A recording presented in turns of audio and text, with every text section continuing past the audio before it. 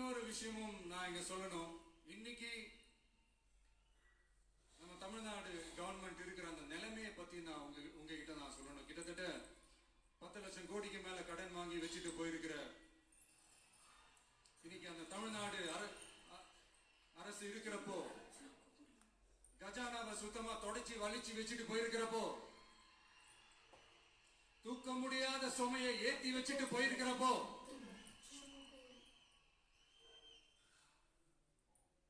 அப்படிப்பட்ட ஒரு நிலைமையில தான் இந்த பொறுப்பை நம்ம கையில் எடுத்திருக்கிறோம்.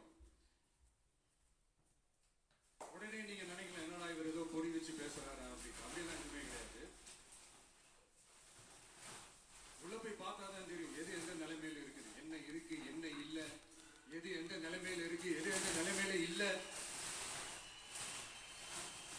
அதையெல்லாம் பார்த்துட்டு உங்களுக்கு ஒரு வெள்ளை அறிக்கையா அதை வெளியிடணும்னு நான் நினைக்கிறேன்.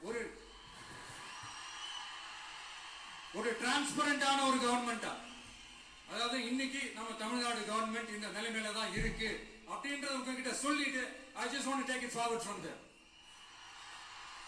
அதைத்தான் நான் முதல்ல செய்யணும்னு நினைக்கிறேன்.